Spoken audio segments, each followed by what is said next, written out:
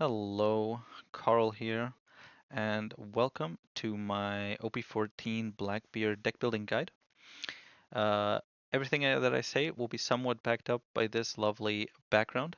Um, I won 17 out of my first 20 matches. This says 16 because I lost one game against Crocodile due to the net crashing. So overall, it's an 85% win rate, and of those three losses, only one of them was to an OP14 leader, namely Dofi, and all the others were to Emu. Um, yeah, just really cancer. But what can you do? Mm, and so, with that said, let's get started. So I'm going to start here with our deck list from OP13, just as a starting point. We got a lot of cool leaders in OP14. Most of them are playable and decently strong, and I think they're also fun matchups. But of course, the two strongest decks from last format, Emu and Ace, are still strong and present, and they are more present than most of the OP14 decks, more so than almost all of them. So we do need to keep that in mind. Um, and the first question we have to answer is Burgess or KO or hybrid, right? The way we approach that question is we look at the new leaders, but generally mostly just the different decks being played, the leaders, and how much of them are being played, and whether Burgess is better against them, whether the engine is better against them, whether it doesn't matter, or whether maybe even a hybrid type thing is the case.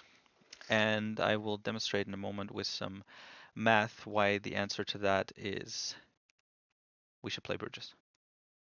Now, if you want to just take my word on that, you can skip to the next timestamp, and if not, I'm going to be explaining why I believe that Burgess is better than the engine in the decks that we'll be playing against. Well, of course, there's a bunch of OP14 leaders. Emu and Ace are staying as the top decks from the last meta. And against both of them, especially Emu, I think no one will deny that, Burgess is the better approach. Um, Against Emo, of course, the engine is completely useless, and against Ace, it's also just not that impactful. Marco, we want to kill with Black Hole. The 10 costs are out of range. We want to play for a big Burgess, and we want to play with the 10 costs, and having those small little blockers that the Burgess focus brings is just really useful here, and the engine is useless. So there's those. Then we have Blue Purple, which is making a bit of a comeback. But the beautiful thing is that they are no longer playing the Rush Luffy, the 8 cost.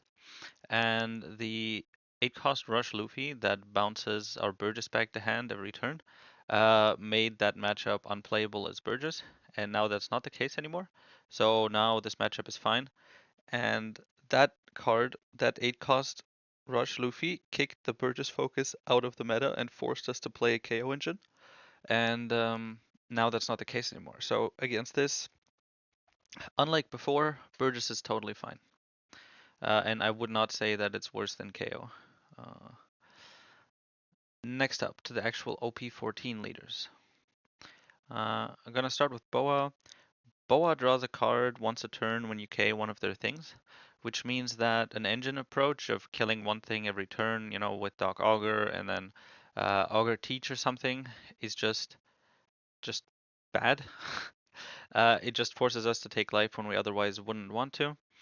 Mm, we can't really use the effects. There's no one cost, so we really need to KO, and we want the bigger Burgesses later, and we also want to have the extra blockers that B&B gives us in order to be able to survive their attacks better. So against those three, pretty clear. And then next up, we have Crocodile.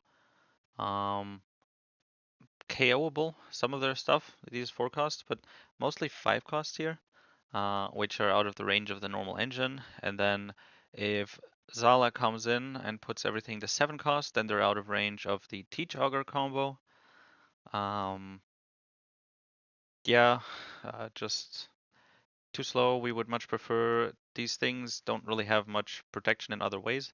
We would much prefer to get the Burgesses and be able to swing them down, and also They'll just late game have little blockers. This crocodile is often unpreventable, and we just kind of have to accept its existence. And for those things, small blockers are just the way to go.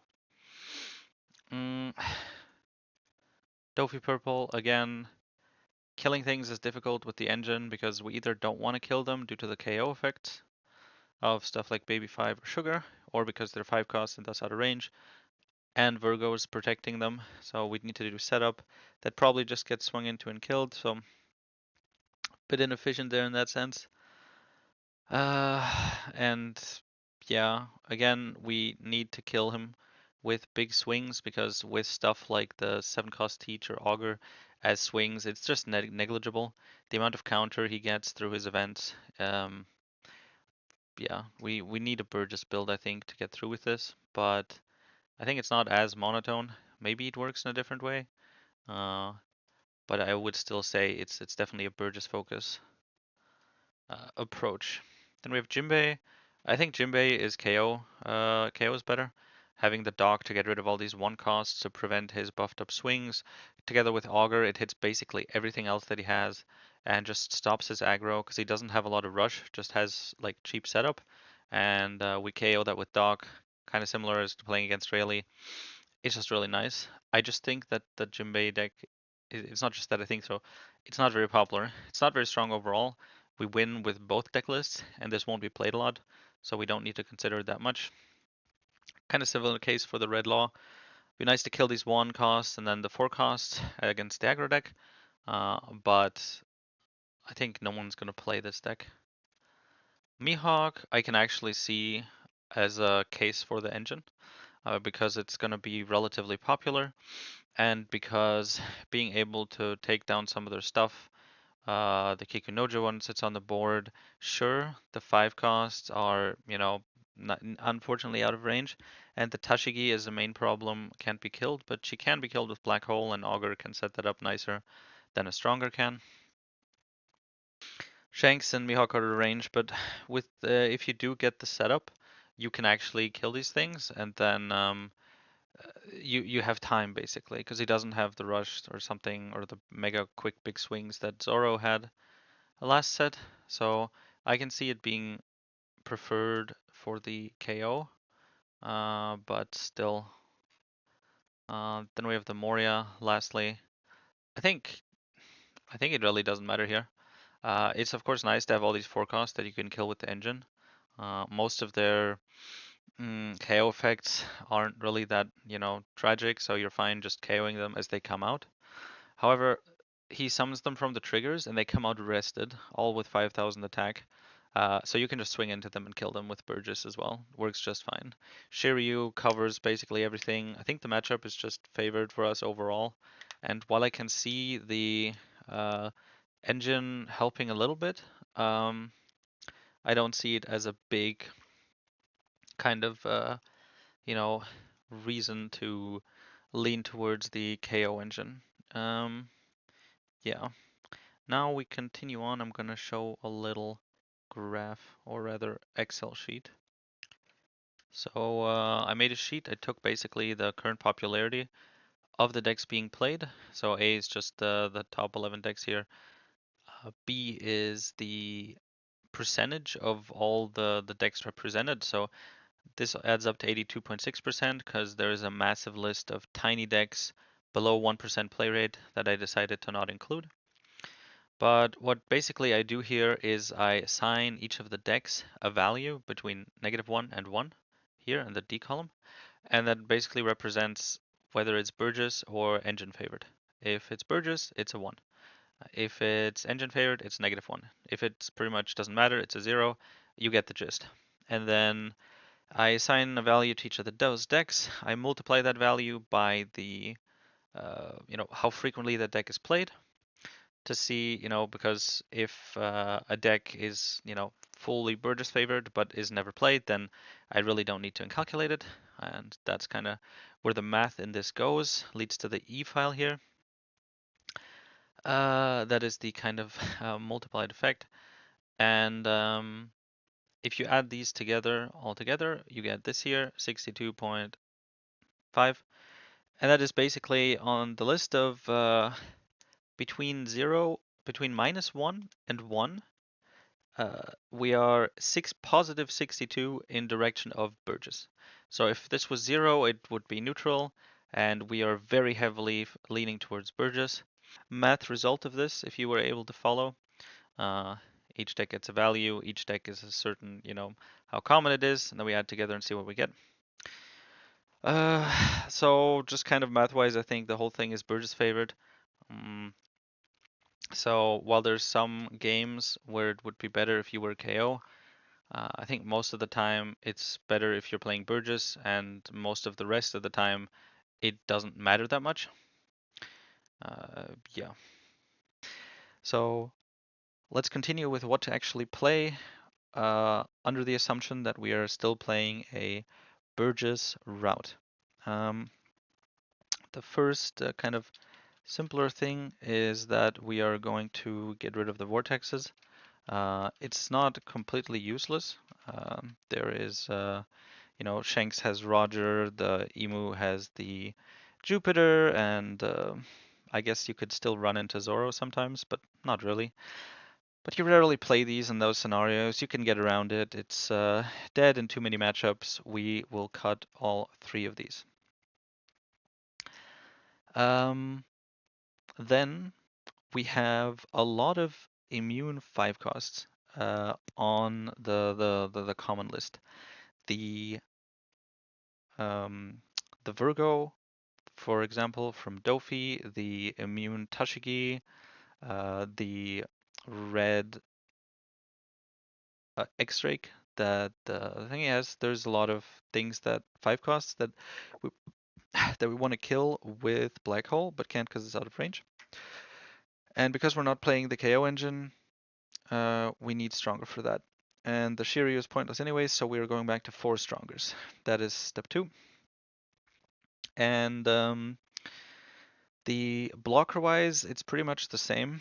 The Shiryu is quite nice against Moria. It also sees use against the Boa sometimes, depending on what's out. Maybe you just want to drop one of their 2 costs and kill it so she can't bounce it with Slave Arrow.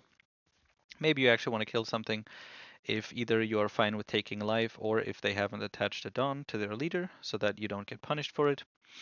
Meanwhile, Devon stays in as well because her double attack approach is still scary and she's still a good blocker. The fact that we starve against 2 of the OP14 decks means that being able to kill very quickly with the double attack of the Devon is extra useful. We are staying at a Burgess and Blockers approach, which means this deck list stays mostly the same. The one thing we are adding, the third secret step, the tech that rounds this up into the new deck list, is Finger Pistol. 4 times. Finger Pistol wasn't that useful in OP13 because of course all the KO is useless against Emo except for Black Hole. But we weren't playing cost reduction and there wasn't anything great we could hit that would be worth 4. It wouldn't be bad, but just not great. And in the meta before, it just fell out because we had a relatively tight deck list with all the KO things we wanted to play. And Tempest Kick and stuff, generally we could just do it with the 7 cost Teach. But now there is a lot of targets, and I went and took out one more thing. Namely, I went back on 1 Warcury. But the finger gun gets really good value. We have a shit ton of 5 costs that we would really like to get rid of. So the Boa has a couple. Not a lot, right? But a little bit, and nice to get rid of them. The Crocodile has a lot of 5 costs. Also has the 4 cost. It gets rid of the baby, doesn't have any immunity of some sort. And sure, he may have the Zala on board, may not even have 7 or more cards in trash. But if she doesn't, this gets rid of his blockers. So worst case, you can even combine it with a stronger to get rid of a blocker. Just very solid. Um, the purple Dofi has runs like almost 16 different 5 costs in total, or like 16 5 costs in total. Of course, when Virgo is out, that becomes not really a good answer anymore. It is, however, a perfect answer to the treble. Uh, him being able to not deramp and just go up, especially painful when he has stuff like the Dillinger or something. It's just really nice to him, and this is the only really way to get clean rid of it. For Rosinante, it's also clean. The Monet is debatable because maybe we just want to ignore it because of the ramp he gets, mm, or kill it with Black Hole. But still really nice, and we can also get rid of other stuff, lower stuff if we need it. Mm, Jinbei has just a lot of low cost body. This hits almost everything, so just nice against that too. It's an aggro deck, so being able to get rid of the bodies is nice. Uh, Even if not by playing, but just versus the trigger. Law, a lot of low cost stuff. Being able to kill those is nice if you get the chance. Also, mostly by trigger because we want the tempo. Against Mihawk, he has a couple of 4 and 5 costs here that are not the Tashigi that we can kill. And using Stronger, we can actually get rid of the Shanks with it, which is really important. This card is really strong against us, and because we're running 4 Strongers, we can actually pretty consistently shoot the Shanks with Finger Pistol if we have the Finger Pistol. And then lastly, for OP14 ones, we have the Moria. Since he has mostly 4 costs, Finger Pistol hits most things if we want to. A lot of the time, it's not really needed, but it gets rid of the Sindri, for example, if we're going for game while filling our trash, or if we just want to get rid of stuff to set up the board. We don't have the engine, so we can't, do that need removal, but Finger Pistol works. And for all of these, Finger Pistol is okay or decent during play, but it is insane as a trigger. Um, with 4 Finger Pistols in your deck and 5 cards in your life, there's about a 1 out of 3 chance that during the game you're going to get a Finger Pistol trigger, which is a good amount. And over the course of multiple games against multiple enemies, you will get this. And an early Finger Pistol trigger against a lot of these decks is a free win for you. It's just it's just so good, especially because they may not be ready. They may not have a Dawn attached to Boa, so suddenly one of their things dies like this without getting killed. Also good for getting rid of Boa. Um, Whatever they play, the tempo you get from this is just so good. The Any of these things that they play, they swing and suddenly it's gone. There's a lot of these bodies uh, where this just gives you so much tempo that yeah, it's ridiculous. Finger Pistol is one of the strongest triggers in the game, and now that there's a lot of 5 costs and 4 costs that we want to remove, and we actually have the space to do so, we can run it. And I think Finger Pistol is the little extra tech that gives us that edge to go beyond what we have now. And relatively anticlimactically, that is most of the deck building here. I want to look at some of the other tech options uh, to consider. Um, but aside from the, disagreement between do we put in a KO engine or not, once that's established and we say no, and the Dog, the Teach, the Augur, Tempest Cake, all of it drops out, there's not that many options we still have to think about. So let's look at some of the last little things to consider. First, we talked about Vortex a bit, but what about Liberation? So some of the matchups, it's worth considering, but set against Emu, which is still very common. It's set against most things. It could argue to be decent against something like Law, but Law, um, it's not really being played very commonly. Jinbei could be a solid choice. You could get some value from this if he plays a lot and you don't have a lot yet, but the Shiryu covers this pretty well already. Mm, yeah, the generally like the stuff with immunity, like the Virgo, it won't be great, and I doubt it's worth it. Mm, The joke cards. Promo Teach compared to last set. There's less emu once it comes out. Maybe we'll have to think about it. It will be definitely good for getting, well, just for finishing off not just emu with all the blockers, or ace with the effect, but also the boa and the Dofi. So I can see this being a good way to win, especially against Dofi, where I've had trouble killing him at the end with all these events. Uh, his leader ability is basically an extra life, and it redirects into something like the Baby 5. So that's 2 lives, so I need to do something to prevent it. So like a black hole in Baby 5, but it's still alive. This dodges all of that instantly. So we then still have 10 Dawn to just attach and swing. So I think this would cement that. Once this comes out, I'll probably make a little video once it's available because I think it's something to consider. Other stuff, Wolf, yeah, both Devon and Shiryu have importance. Wolf just isn't really that great. The Activate main Shiryu, few of the others. The Sabo 2K, we kind of talked about before, and nothing really changed. It's just not quite worth it. To include, we have the Kaido. I think that's the last one here. I talked a bit about before in one of my previous videos with the deck building where going 1 for 1, like both losing a card, is good for you if you have more cards than your opponent. And I think in most of the matchups we still have less. Maybe the Moria has relatively little sometimes, but that's about it. So since I'm not playing the KO engine, I don't get to hit 10 costs in combination with Augur. You're almost always going to be happier just playing the 10 cost Teach. Uh, it also prevents the draw and the life take, and it's a much bigger body, and it's a blocker, and you don't have to discard a card. Teach will just be better, and Kaido will remain just not great. There's a lot of times when we need Teach. We need the 10 cost Teach against this Boa, we need it against the Dofi, and just as a general solid choice for control against Ace as well. This just isn't it.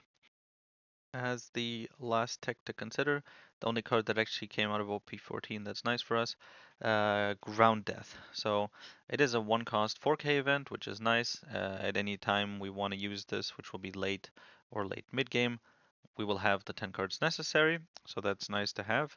And as a main, we can, for 3, negate a 5 cost. That can be neat for getting rid of blockers, similarly that we do with Black Hole, except it doesn't kill it. So we don't get that aspect, and we also can't use it as removal, but we can still use it to bypass blockers and go for game. And that's actually slightly better when negating the blocker Boa in the Boa matchup, because not killing it means that we are not having to take a life. But if we're doing this, then we're probably going for game anyways, so it doesn't really matter that much. There's some hypothetical parts where it'd be nice to negate a 5 cost. We've seen a couple of the 5 costs before that are just a real pain to deal with, like the Tashigi and Mihawk or the Virgo that just have immunity. So we could negate them and then kill something. But using 3 to negate it and then KO it with something like a finger pistol technically works, but stronger black hole would also work and be more effective, I would say. The counter aspect has potential, but a lot of the time we just don't want to leave up extra Dawn. And without that Dawn, it's a brick, it doesn't have a trigger. Just the negate isn't strong enough by itself. So most of the time, this will not be worth playing. However, being a 4K event and having another effect means this card has potential as something we could swap in. So if we get a bit more experimentation over time and we see whether it's worth it, this may be something we add. But for now, I don't think there's space in the deck for it. And I think that while it may look quite appealing, in practice, it ends up not really finding a comfortable spot. And I think that covers it. It basically means that Our deck list is pretty similar to last set. It may be disappointing if you were hoping or expecting for wild new lists or you're a passionate fan of the KO deck, but I think it's a bait. I think the KO and hybrid versions are a bait. People see less emu and they're like, oh, okay, now we can play the engine again as if it's automatically better, but it's just not. The targets aren't there. There's slight advantages, but Burgess is important. I think that covers it. Hopefully, my explanation made sense as to mostly the biggest part is the disagreement between KO versus Burgess. I think based on the leaders being played and the frequency of them being played, Burgess does better against most of them, and even the ones where he doesn't, it's not by a large margin, or it's a deck that's just almost never played. And the finger gun is something that I think just turns out to be very strong this set, just because of the trigger alone. For now, though, this is my conclusion. This is the deck list. In my first 20 games in playing in OP14, I went 17 and 3. I'll upload those games in a bit. So at least at that level, it's solid. I'll keep playing and see if it ends up getting me stuck, but I doubt it. Now, we are, of course, still quite early into the set. Technically, it hasn't even started yet. And so it's very possible that the leaders being played will change and how some of the matchups go will change in a way that's favorable towards the KO package. And should that be the case, I'll definitely make a new video and an uploaded guide. But until then, I think the Burgess package is the way to go. So I hope you enjoyed the video. Um, like, comment, subscribe, join the Discord, yada yada yada. I'm also offering coaching, so whether you're a beginner that wants to get on the right track or an already higher level player that wants to just take that extra step, just write me on Discord and I will see you there or in the next video.